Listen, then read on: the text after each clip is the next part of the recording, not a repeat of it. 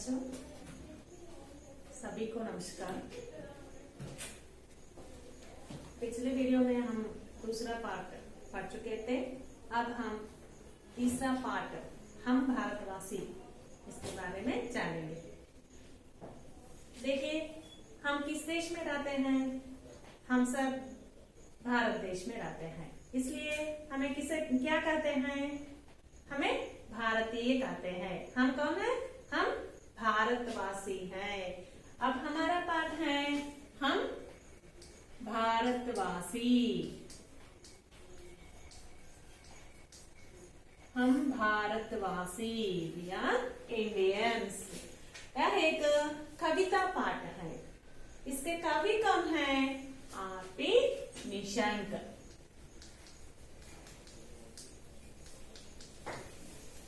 RP. Nishank. हम भारतवासी एक कविता पाठ है। इसके कवि आर.पी.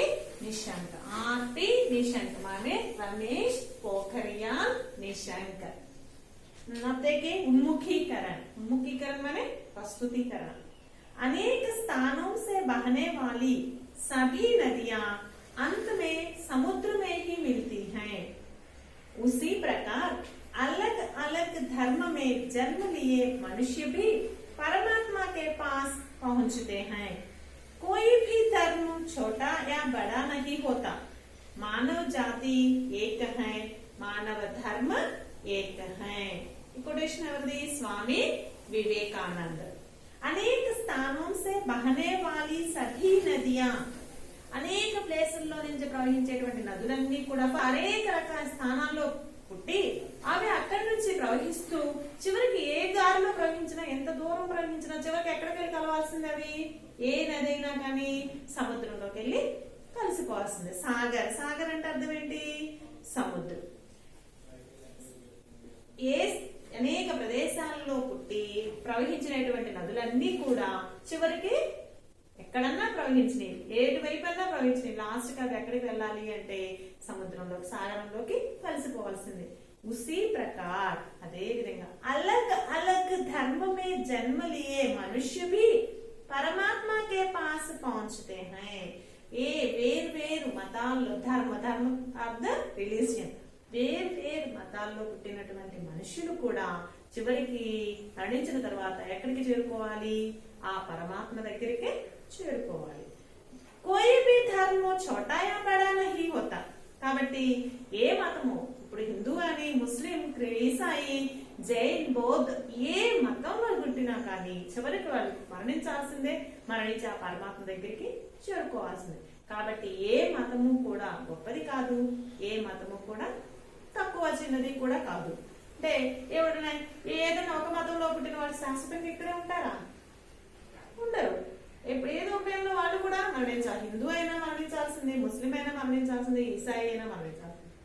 కాబట్టి ప్రతి ఒక్కరు ఏ మతంలో జన్మించినా కానీ వారు చివరికి ఆ పరమాత్మ దగ్గరికి చేరుకోవాల్సిందే.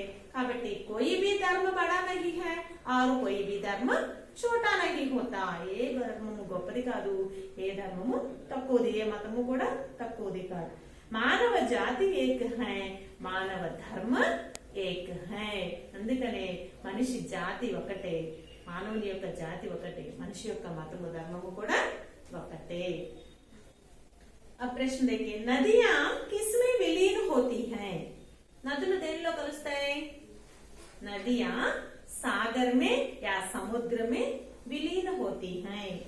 इसमें किस किस को एक बताया गया है? ఈ ప్యాసేజ్ లో మనకి వేటికి ఒకటిగా చెప్పారు.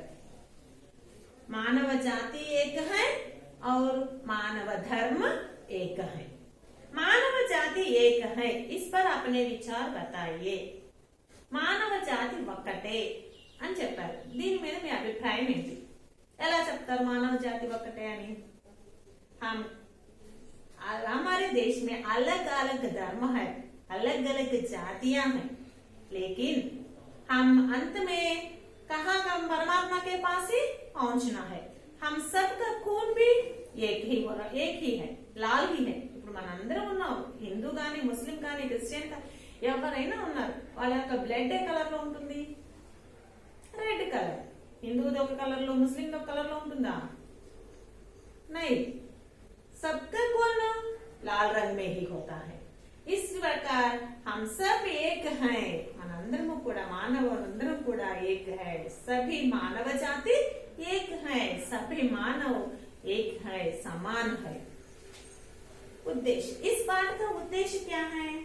छात्रों में कविता, गीत आदि की रचना शैली का विकास करना और उनमें देशभक्ति के साथ साथ विश्व बंधुत्व, विश्व शांति, अहिंसा, त्याग, समर्पण आदि सद्गुणों का विकास करना तथा भारत को और भी सशक्त कर अंतरराष्ट्रीय स्तर पर अग्रसर करने की प्रेरणा देना इस पाठ का ముఖ్య ఉద్దేశ హై। మనం బిఫోర్ చెప్పుకున్నాం, ప్రతి లెసన్ కి ఆ లెసన్ ఇవ్వడానికి ఒక కారణం అనేది ఉంటుంది, ఒక ఉద్దేశం అనేది, ఒక ఎయిమ్ ఉంటుంది।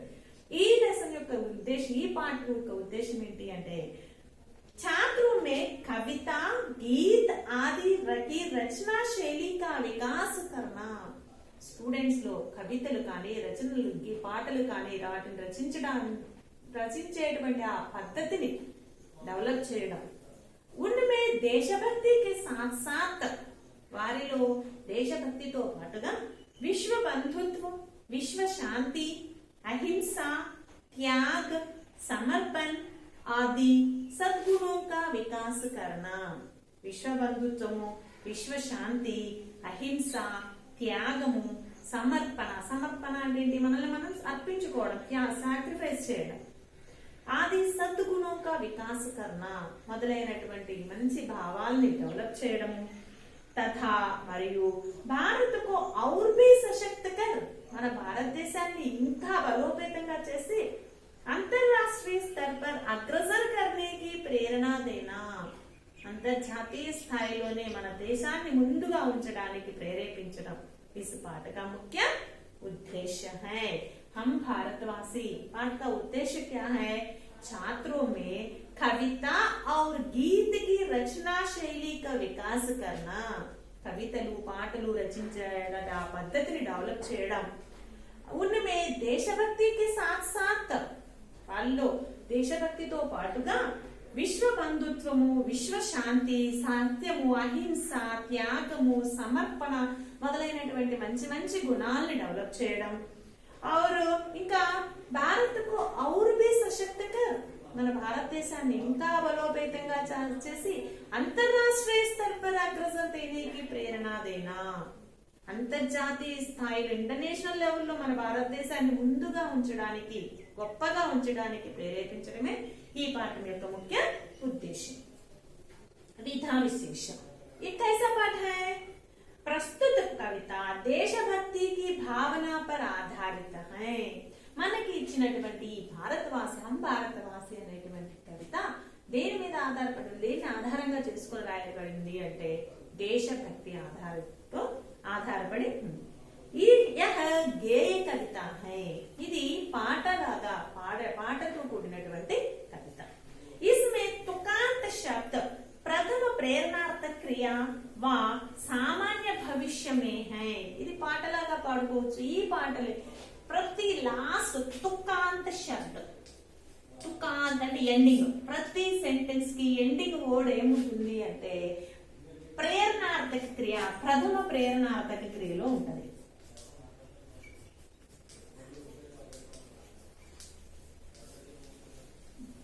ప్రథమ ప్రేరణార్థక క్రియ వా మరియు వా అంటే ఔర్, భవిష్యత్, సామాన్య భవిష్యత్ కాలంలో ఉంటుంది।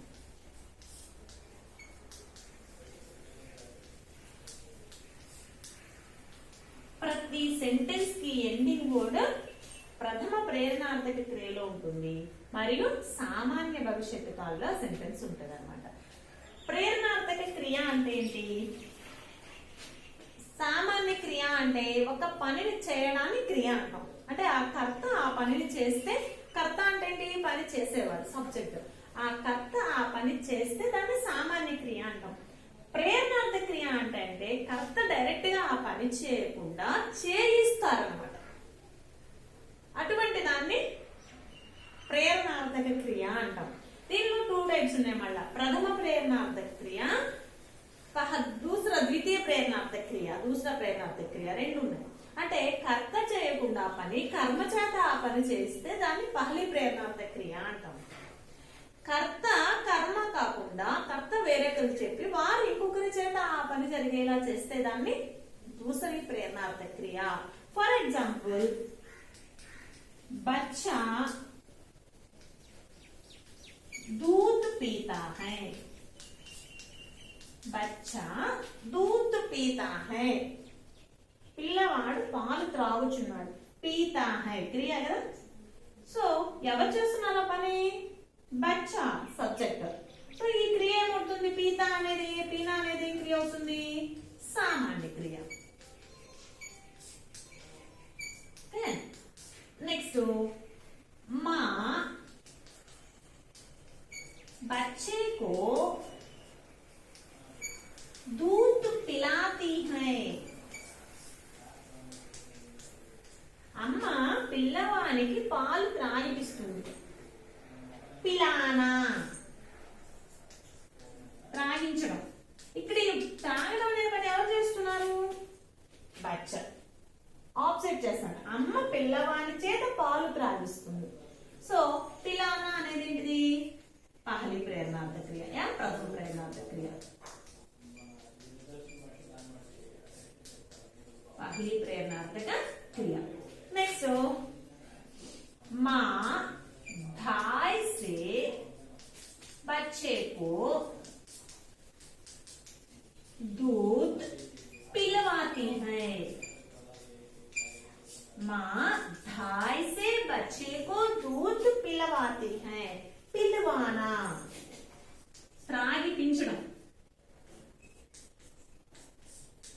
అమ్మ ఆయాకి చెప్తే ఆయా పిల్లవాడి చేత పాలు త్రాగిస్తుంది। సో ఈ పిల్లవాన త్రాగింపజేయడం అన్నమాట।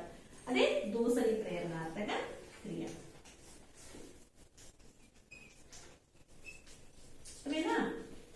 సబ్జెక్టే ఆ పని చేస్తే దాన్ని సామాన్య క్రియ అంటారు। సబ్జెక్టు వేరే వారి చేత ఆ పని చేయిస్తే దాన్ని పహ్లీ ప్రేరణార్థక। వారు వేరే వారికి చెప్పి వాళ్ళు వేరే వారి చేత ఆ పని జరిగేలా చూస్తే దాన్ని దూసరి ప్రేరణార్థక। బచ్చా దూద్ పీతా హై, పిల్లవాడు పాలు త్రాగుచున్నాడు। త్రాగుతుంది ఎవరు? పిల్లవాడు సబ్జెక్ట్। సో అది సామాన్య క్రియ పీన। మా బచ్చే కో దూద్ పిలాతీ హై, అమ్మ పిల్లవాడికి పాలు త్రాగిపిస్తుంది। అమ్మ పిల్లవాడి చేత ఆ పని జరిగేలా చేస్తుంది కాబట్టి పిలానా పహली प्रेरणार्थक क्रिया। माँ धाय से बच्चे को दूध पिलवाती है, అమ్మ ఆయా చేత పిల్లవానికి పాలు త్రాగిపించుతుంది। అమ్మ ఆయాకి చెప్తే ఆయా ఆ పిల్లవాడి చేత పాలు త్రాగిస్తుంది। సో పిలవానా అది దూసరి ప్రేరణార్థక క్రియ। అలాగే కొన్ని చూడండి, కర్నా पहली प्रेरणार्थक क्रिया कराना, दूसरी प्रेरणार्थक क्रिया करवाना है। पीना पिलाना पिलवाना, करना कराना करवाना, लिखना लिखाना लिखवाना, पढ़ना पढ़ाना पढ़वाना, देखना दिखाना दिखवाना। సో ఈ పాఠంలో ఉన్న ప్రతి ఎండింగ్ వర్డ్ కూడా ఎలా ఉంటుంది అంటే ప్రథమ ప్రేరణార్థక క్రియలో ఉంటుంది, అలాగే సామాన్య భవిష్యత్తు కాలంలో ఈ పాఠం అంతా కూడా ఉంటుంది। చేద్దాము, ఆ విధంగా చేస్తాము, చూస్తాము అలా ఉంటుంది అనమాట। లాస్ట్ లో అంతా కూడా ప్రేరణార్థక సామాన్య భవిష్యత్తు కాలము క్రియ ఉంటుంది। यह कविता बच्चों में सत्य, अहिंसा, त्याग और समर्पण की भावना जागृत कर उन्हें विश्व बंधुत्व की ओर कदम बढ़ाने की प्रेरणा देती है। ఈ కవిత భారతవాసి అనేటువంటి కవిత పిల్లల్లో సత్యము, అహింస, త్యాగము మరియు సమర్పణ అంటే తనని తాను దేశం కోసం అర్పించడం మొదలైన భావాల్ని మేల్కొల్పి, జాగృతకరణ అంటే మేల్కొల్పడం, చైతన్యవంతులు చేయడం। उन्हें వారిని విశ్వ బంధుత్వ की ओर कदम बढ़ाने की प्रेरणा देती है, వారిని ఆ పిల్లల్ని విశ్వ బంధుత్వం అనే వైపు ముందడుగు వేయడానికి ప్రేరేపిస్తుంది। इस पाठ के कवि कौन है? आरपी निशंक। अब कवि परिचय देखिए, मोस्ट इंपॉर्टेंट कवि परिचय కూడా 4 మార్క్స్ కి కంపల్సరీ చదవాల్సిన గుడ్ క్వశ్చన్ ఇది कवि परिचय। ओके, कवि परिचय చూడండి। प्रस्तुत कविता के कवि कौन है? आरपी निशंक। ఆయన పూర్తి పేరేంటి? రమేష్ पोखरियाल निशंक। आरपी निशंक पूरा नाम रमेश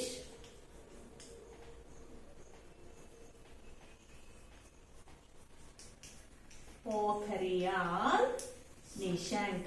ఈయన ఉత్తరాఖండ్ కి 5వ ముఖ్యమంత్రి కహే थे। 5వ ముఖ్యమంత్రిగా కూడా పనిచేస్తున్నారు ఈయన ఉత్తరాఖండ్ లో। यह कविता इनकी मातृभूमि के लिए संग्रह से ली गई है। ఈ हम भारतवासी అనే కవిత ఈయన రచించినటువంటి మాతృభూమి के लिए, మాతృభూమి के लिए అనే సంగ్రహం నుండి తీసుకోబడింది। वे आधुनिक हिंदी साहित्यकारों में विशिष्ट स्थान रखते हैं। వీరు ఎవరు? రమేష్ పోఖ్రియాల్ నిశంక్ గారు ఆధునిక హిందీ సాహిత్యకారుల్లో ఒక ప్రత్యేకమైన స్థానాన్ని కలిగి ఉన్నారు। इनकी रचनाओं का मुख्य प्रतिपाद्य देशभक्ति है। వీరి రచనల్లో ముఖ్యమైన విషయం ఏంటి అంటే దేశభక్తి ఉంటుంది। వీరి రచనలో ఉండేటువంటి ముఖ్యమైన విషయం దేశభక్తి।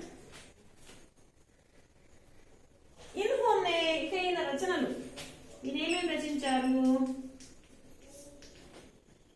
समर्पण, नवंकुर, मुझे विधाता बनना है,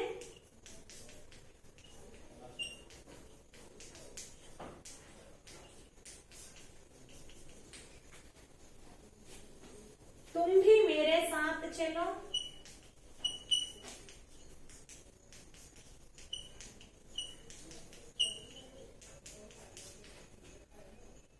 जीवन पथ में,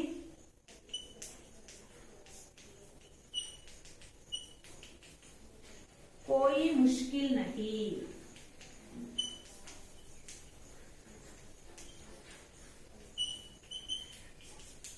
ఇవన్నీ కూడా ఈయన రచించినటువంటి చర్చనీయాంశమైన కవితలు। రచనలు ఏమేంటి? సమర్పణ, నవంకుర్, मुझे विधाता बनना है, तुम भी मेरे साथ चलो, जीवन पथ में कोई मुश्किल नहीं आदि చిట్చిట కావ్య రచనాయే లిఖి है। చర్చనీయాంశమైన కావ్యాలను వీరు రచించారు। సో ఈ రమేష్ పోఖ్రియాల్ నిశంక్ ఆయన ప్రస్తుతం ఇప్పుడు మన కేంద్ర మానవ వనరుల శాఖ మంత్రిగా పనిచేస్తూ ఉన్నారు। ఈయన ఇంతకు ముందు ఉత్తరాఖండ్ కి 5వ ముఖ్యమంత్రిగా కూడా పనిచేస్తూ ఉన్నారు అన్నమాట।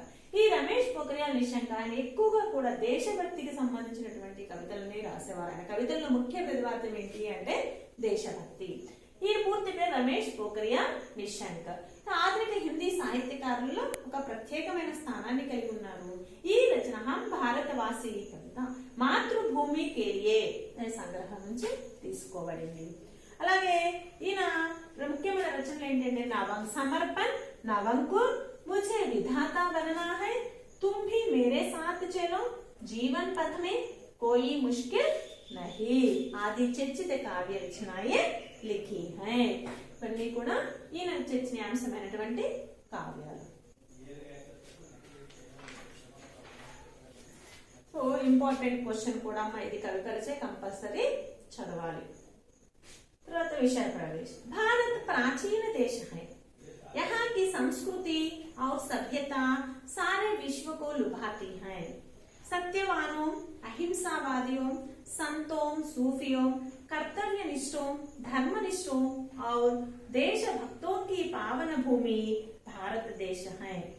आज से यहाँ का बच्चा बच्चा भी इनके मार्ग पर चलकर विश्व शांति व विश्व बंधुत्व की पवित्र भावनाओं से दुनिया को पावन धाम बनाना चाहता है। हमारा भारत कैसा देश है? भारत देश प्राचीन देश है। ఇప్పుడు ప్రాచీనమైనటువంటి దేశం। यहाँ की संस्कृति और सभ्यता हमारे भारत देश की संस्कृति, संस्कृति माने कल्चर और सभ्यता, सिविलाइजेशन, नागरिकता सारे विश्व को लुभाती है. మన సంస్కృతి కానీ మన సభ్యత నాగరికత కానీ మన ప్రపంచం మొత్తాన్ని కూడా ఆకర్షిస్తుంది. सत्यवानों, अहिंसावादियों, संतों, सूफियों, कर्तव्यनिष्ठों, धर्मनिष्ठों और देशभक्तों की पावन भूमि भारत देश है. सत्यवंतुलु, अहिंसावादुलु, गांधी, महात्मा गांधी जैसा अहिंसावादी, सच्चा हरिश्चंद्र जैसे महान व्यक्ति, संतों, सूफियों, साधु पुंगवुलु, साधुవులు, సంతులు, సజ్జనులు, कर्तव्यनिष्ठों, कर्तव्यपरायणులు, धर्मनिष्ठों, धर्मनिष्ठ కలిగిన వారు, ధర్మరాజు లాంటి వారు, और देशभक्तों की अनेक मंदी देशभक्तुలు, महात्मा गांधी, जवाहरलाल नेहरू, भगत सिंह जैसे महान देशभक्तों की पावन भूमि మొదలైనటువంటి వారందరూ జన్మించినటువంటి పావన్, పావన్ అంటే పవిత్ర, గొప్ప గొప్ప వ్యక్తులు జన్మించినటువంటి పవిత్రమైన భూమి హమారా భారత్ దేశ హై. మన దేశంలో ఎంతో మంది గొప్ప సత్యవంతులు, అలాగే అహింసావాదులు, సాధుపుంగవులు, కర్తవ్యనిష్ఠగా పరాయణులు, ధర్మనిష్ఠాపరాయణులు, అలాగే అనేక మంది దేశభక్తులు జన్మించినటువంటి పవిత్ర భూమి మన భారతదేశం.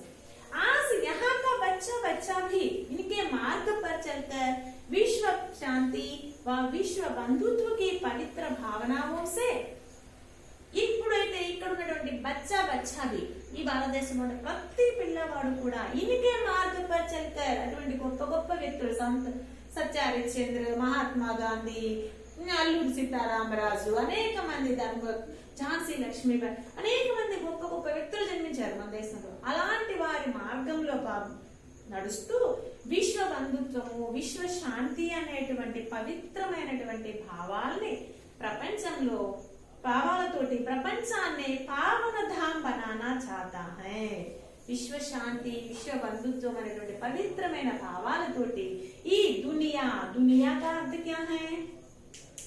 సంసార్, జగ్, ప్రపంచం, ప్రపంచాన్ని పవిత్ర ధామ్ బనానా చాహతా హై. పవిత్ర ధామ్ బనానా, తీర్థస్థల్ బనానా, పుణ్యక్షేత్రంగా, ఒక పవిత్రమైన పుణ్యక్షేత్రంగా ఈ ప్రపంచాన్ని చేయాలి అని కోరుకుంటున్నారు.